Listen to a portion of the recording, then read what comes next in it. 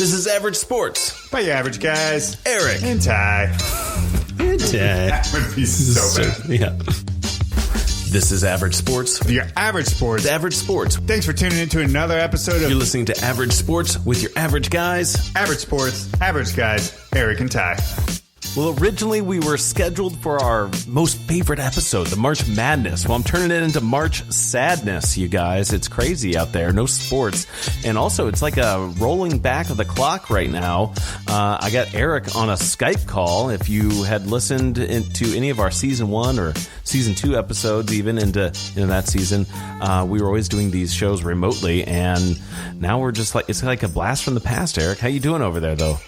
I'm doing okay, man. You know, we're practicing the safe practices of self-quarantine, like everyone out there should be doing. Social distancing before it was cool. Social distancing, yeah. I don't know if it was before it was cool, but definitely social distancing and actually self-quarantining. Yeah. To try and do my part to help get this under control. So, absolutely, that's where we're at, man. I mean, here's the facts. We want to get through this so we can get back to our sense of normalcy and get back to sports. That's what, it's a key thing that we're missing right now. It's kind of the first thing to fall as well. That was significant in the country.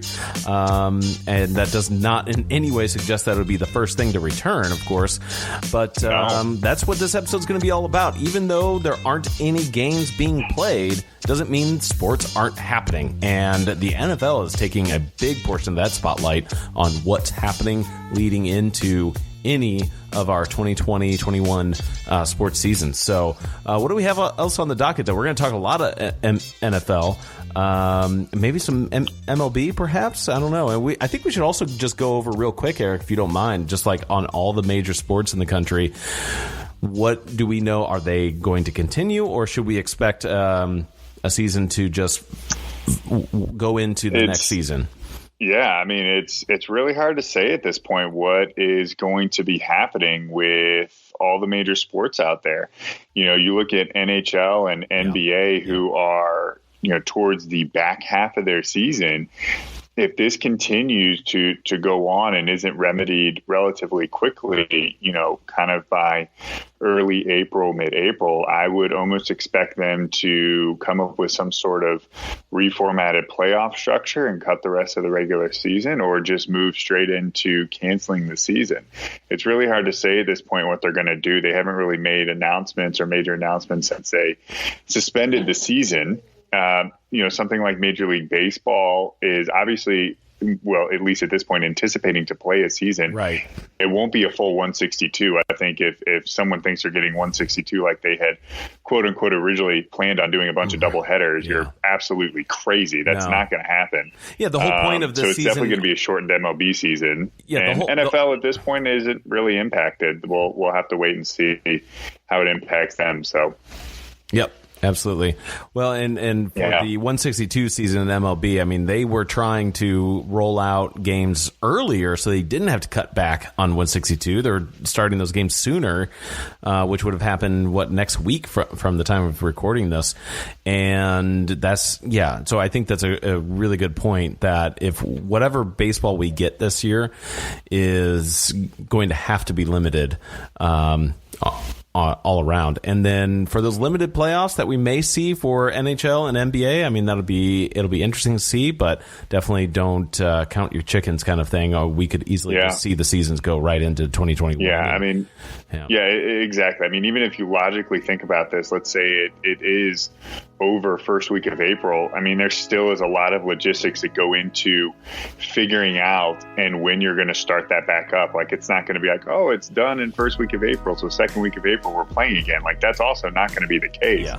People don't understand the logistics behind how complicated and intricate these truly are with what's going on. So I would say at the earliest we should expect sports would realistically be May. And hopefully sooner, hopefully I'm wrong, but I would say the earliest May. Okay. Yeah, and I think if we're thinking any kind of worst case scenario, it's really just maybe the NFL season. And And I want to get into at least a brighter side of things, though. I've noticed a lot of the major sports have been doing everything they can, like $30 million from 30 teams on MLB going into part-time Yeah, that's staff, super cool. Things going, I like seeing that. So there is definitely this sense of like rallying across sports and just in all industries, really, that we've seen. So got to just give some love out there on anyone who's helping do whatever they can to help everybody get through this together, because that's what it's going to take.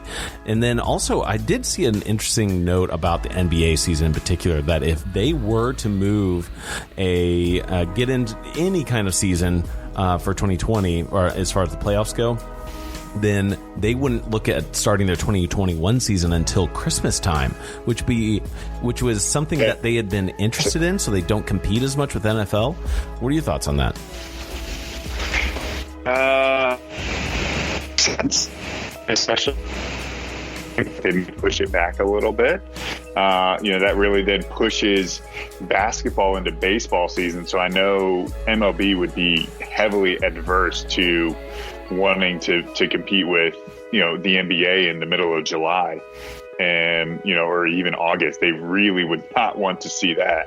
I'm okay with it, on kind of maybe a one season basis. I think realistically, I would love to see the seasons kept the way they are, at least in their time frame. And then, if you do have an extra long season this time, maybe you end up having to shorten that 2021-2022 season, where instead of 82 games, just to make sure that you're not having a ton of injuries and recovery and things like that you have to shorten it down to 70 or 72 games, and spread them out a little bit more. So even 2021 and 2022 seasons could be heavily impacted by this. Yeah, no doubt. All right, well, you want to talk some NFL or what? Because I'm ready, man. It came. Whoa! It was a little bit of normalcy given back to us with the NFL season. I mean, if you have an ESPN app or NFL app or anything like that reports on sports, man, yesterday was a just flurry of stuff coming in and notes and things like that. To get us started, what did you see right off the bat for you, Ty, that you liked or didn't like? What was going on in your head as you were seeing some of these things? Of course, we have to mention, and most anyone is already aware of this, but Brady going to Tampa Bay. Let's talk about the implications. Wait, he went where? Oh, Tampa Bay, man. I'm just kidding. It's gonna it was reported. Yeah, it was reported early afternoon that he was signing with Tampa Bay Buccaneers. I don't initially know how I feel about it. I'm not, obviously, as we all know, if you listen to this podcast, a big Boston fan, and I'm not a big Brady fan. I don't think he's very good anymore, and I think that's been very evident. Now, he's had a lot of rapport with someone like Julian Edelman, but he's failed to really get on the same page with other wide receivers, the last couple of years, especially with now missing Gronkowski last year. And so he's going to a new system with a new coach, albeit Bruce Arians is a brilliant football mind, great on the offensive side of the football. I really like him there. And he's got two great wide receivers, Mike Evans and Chris Godwin. Let's not overlook that fact. Those two are top-end wide receivers. They're both wide receiver ones on the same team. Here's the problem, is they're both deep threat wide receivers. Tom Brady can't throw the deep ball anymore. So it's a little bit confusing, why maybe he chose that. Obviously, they're young, great, elite wide receivers, so hopefully they can make the adjustments and the change that they need to. But they're certainly not going to be the take the top off wide receivers that they have been in the past. Mike Evans is someone that's always been a great contested catch wide receiver. He can play underneath, and he does have some of those games where he gets a ton of catches and he plays a lot underneath.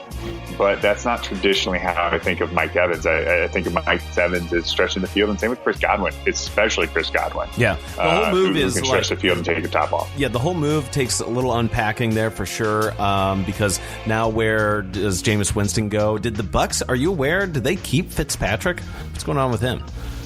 No, Fitzpatrick's in Miami. He played in Miami last year. Right? Yeah, You're a year behind, dude. Fitzpatrick did stay in Miami. Okay, well, all right, good for him. But what's happening with Winston? What's news there? Who knows what's happening with Jameis Winston? I mean, there's a couple of teams out there that could be priorities for him.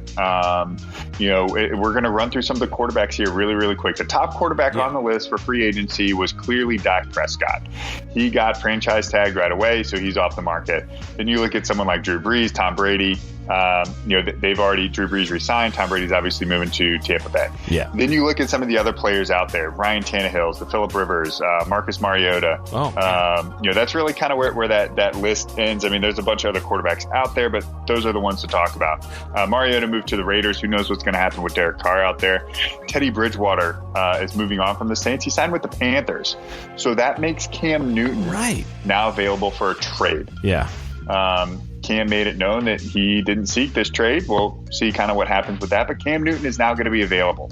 Jameis Winston is available. Those are the two big names really left on the quarterback side. Who needs quarterbacks now? It's kind of up in the air. LA Chargers definitely need one. That's on the top of my list for sure. They need a quarterback, but do they think that they can win now? I don't think so. They're losing Melvin Gordon. They've already made it known. They've re-signed Austin Eckler. They are moving on from Melvin Gordon. Yep. They need to do something and figure that out about what is going to happen with them. Do they feel that they can win now? Then you go try and trade for Cam Newton. If you think you can win right now. If you don't think you can win right now, then quite honestly, it's a rebuild year. Maybe you are starting to sell off or look at selling off and moving on from some of those pieces. It's kind of an aging team. They don't have a ton of young elite, star players in their skill positions. They've been an aging team for a while. So, what's going to happen with them, we'll kind of see. I mean, Austin Eckler's a little young, so we'll kind of see. But the Chargers would be a number one spot for me. I think they could make a move. Is someone like Denver possibly interested? Do they think that they can win now with a good defense and potentially with a few offensive pieces, or are they going to stick with where they're at the quarterback position? Who knows with John Elway at the helm? He loves rotating quarterbacks in and out of his system. He loves it, man, because he doesn't want anyone to steal his thunder. It's like it's just new kids. Yeah. You're going to learn from me. And then, that's what it always feels like. The big one too that also came through today was Nick Foles. Jaguars have moved on from Nick Foles after committing a ton of money to Blake Bortles and cutting him, and then doing the same. Or they traded Nick Foles after signing him to that big deal, the biggest guaranteed contract money in franchise history. They moved on from him in one season after a broken collarbone in week 1, and then didn't come back really well. They're going to go with someone that I want to see a lot more of, Gardner Minshew. So I'm excited about that. But he's going to Chicago. I don't think too much of Mitch Trubisky. I think Mitch Trubisky sucks. Hang on, though. He's awful. Hang on. He's horrendous. Hang on. Mitch Trubisky, I think, did I see that Foles went up to Chicago? Is there going to be a little QB competition going on? Foles. Yeah, Foles is going up. No, there's not going to be a competition. Foles, as average as he is going to beat out Mitch Trubisky, because Mitch Trubisky is garbage.